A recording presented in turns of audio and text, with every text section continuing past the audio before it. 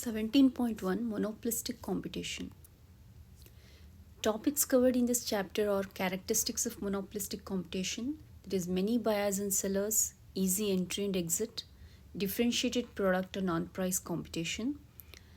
The second is two indexes of measuring market power. The first one is four firm concentration measure, second is Herfindahl Hirschman index. Most markets in the real world fall somewhere between the models of perfect competition and monopoly. One of the most common market structure is monopolistic competition, in which many sellers offer similar but not standardized products. Monopolistic competition mixes a small amount of monopoly power with a large amount of competition. Many retail establishments in metropolitan areas are monopolistically competitive, including grocery stores, gasoline stations, hair salons, dry cleaners, clothing stores, and restaurants. Also, many providers of professional services such as medical care, legal assistance, real estate sales, and basic bookkeeping are monopolistic competitors. Characteristics of monopolistic competition. Three main characteristics of monopolistic competition, in which first and second provides the competitive accept of monopolistic competition. The third characteristics provides the monopolistic accept. The first one is there are relatively large number of sellers. Second is easy entry and exit. And the third is differentiated product or non-price competition.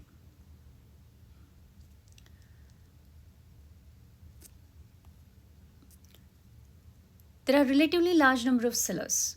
Monopolistic competition is characterized by a fairly large number of firms, say 25, 35, 60, or 70, not by the hundreds or thousands of firms in pure competition.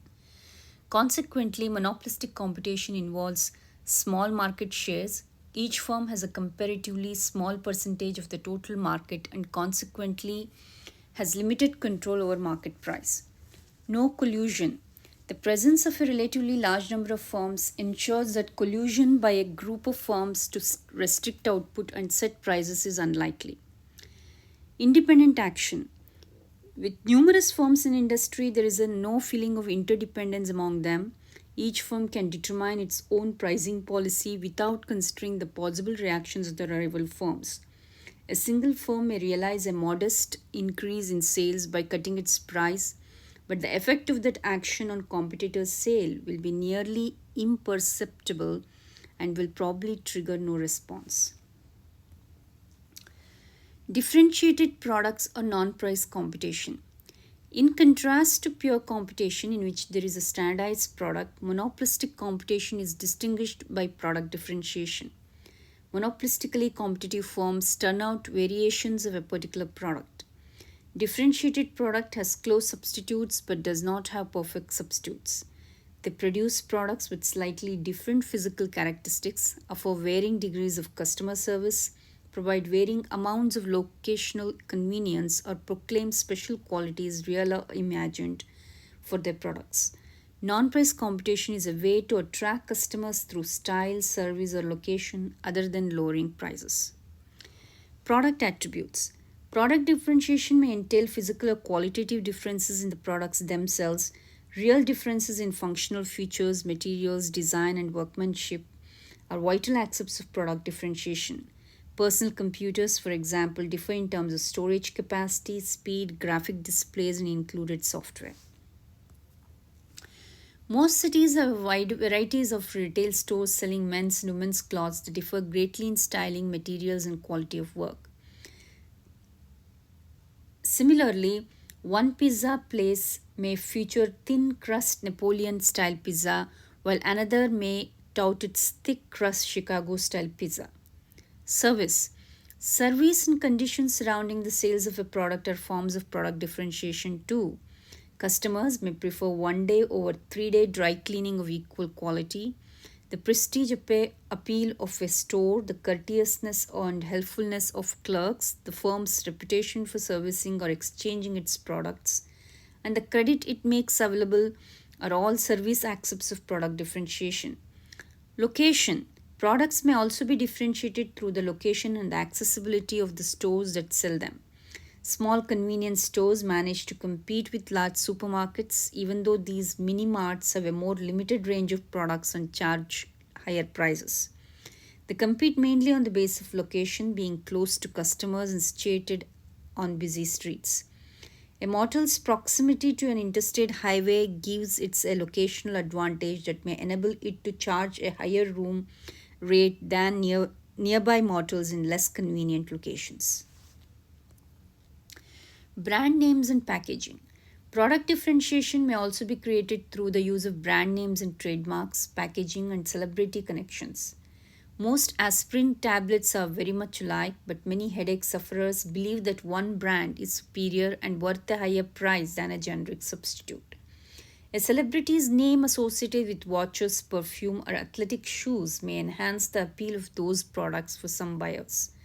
Many customers prefer one style of ballpoint pen to another. Packaging that touts natural spring bottled water may attract additional customers. Some control over price. Despite the relatively large number of firms, monopolistic competitors do have some control over their product prices because of product differentiation. If customers prefer the products of specific sellers, then within limits they will pay more to satisfy their preferences.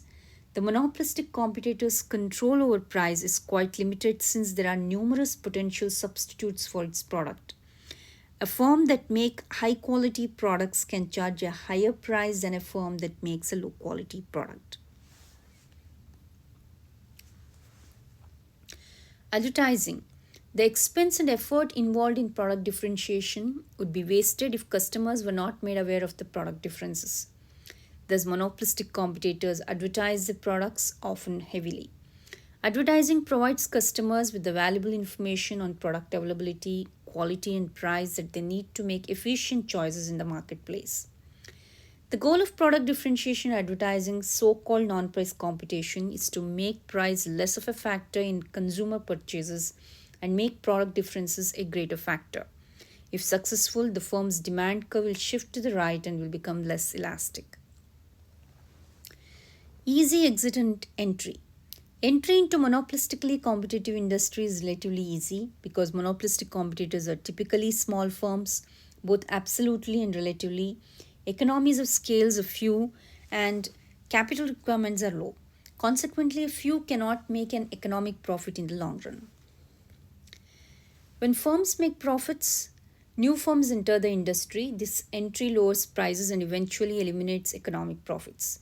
When economic losses are incurred, some firms exit the industry. This will increase the price and profit of the other firms in the industry and eventually eliminates the economic loss. In long run equilibrium, firms neither enter nor leave the industry, and the firms in the industry make zero economic profit.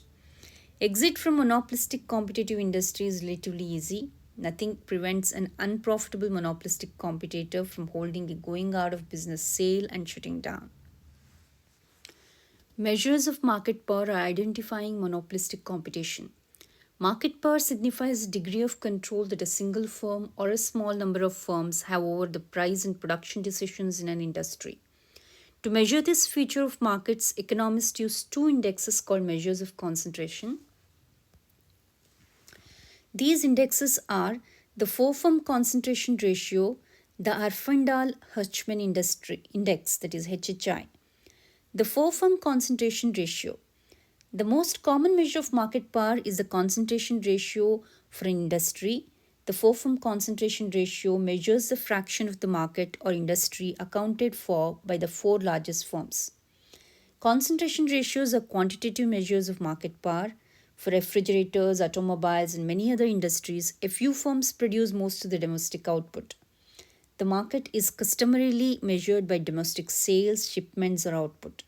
A low concentration ratio measures high degree of competition, and high concentration ratio indicates absence of competition. In a pure monopoly, four firm concentration ratio would be 100% because one firm produces 100% of the output, and a perfect competition ratio would be close to zero because even the largest firms produce only a tiny fraction of the industry output.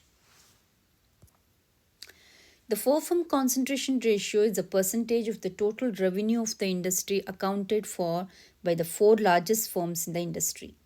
The range of the concentration ratio is from almost zero for perfect competition to 100% for monopoly. This ratio is the main measure used to access market structure. A four-firm concentration ratio that exceeds 60% is regarded as an indication of a market that is highly concentrated and dominated by a few firms, oligopoly or monopoly. The ratio of less than 40% is regarded as an indication of monopolistic competition. The table shows two calculations of the four-firm concentration ratios, one for tire makers and one for printers. In this example, 14 firms produce tires. The four largest firms have 80% of the industry's total revenue, so the four-firm concentration ratio is 80%. In the printing industry with 1004 firms, the four largest firms have only 0.5% of the industry's total revenue, so the four-firm concentration ratio is 0.5%. The Herfindahl-Hirschman index. Many economists believe that traditional concentration ratios do not adequately measure market power.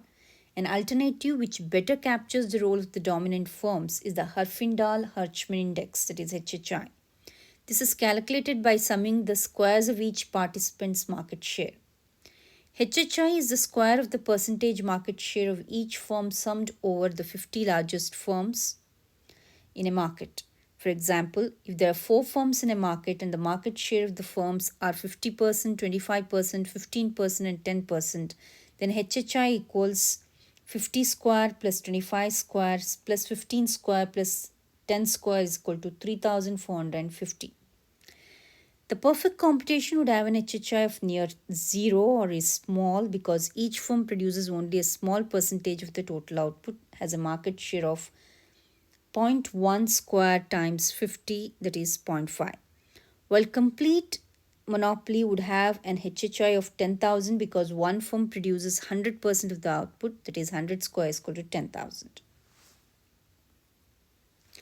The HHI is one of the measures of the degree of competition used by the US Department of Justice to classify markets and guide decisions on mergers.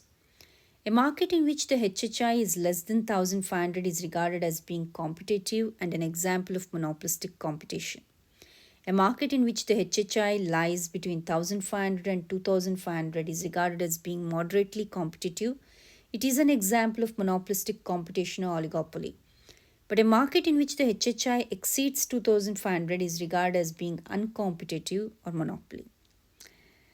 The Justice Department scrutinizes any merger of firms in a market in which the HHI exceeds 1500, that is likely to increase the HHI by more than 100 points. Limitations of concentration measures. The two main limitations of concentration measures alone as determinants of market structure are their failure to take proper account of the geographical scope of the market, the barriers to entry, and firm turnover. Geographical scope of the market. One of the shortcomings of applying concentration ratios to monopoly and oligopoly power over a market is that it can provide inaccurate results due to a scope of the market. Markets can be local, national, and even global, which can shift the range of the results. A few firms might exert dominance in a regional market, but in the national or global market, the results might be very different. Barriers to entry and firm turnover. Concentration measures don't measure barriers to entry. Some industries are highly concentrated but have easy entry and an enormous amount of turnover of firms. For example, many small towns have few restaurants, but there are no restrictions on opening a restaurant and many firms attempt to do so. A market with high concentration ratio or HHI might nonetheless be competitive because low barriers to entry create potential competition. A few firms in a market face competition from many firms that can easily enter the market and will do so if economic profits are available.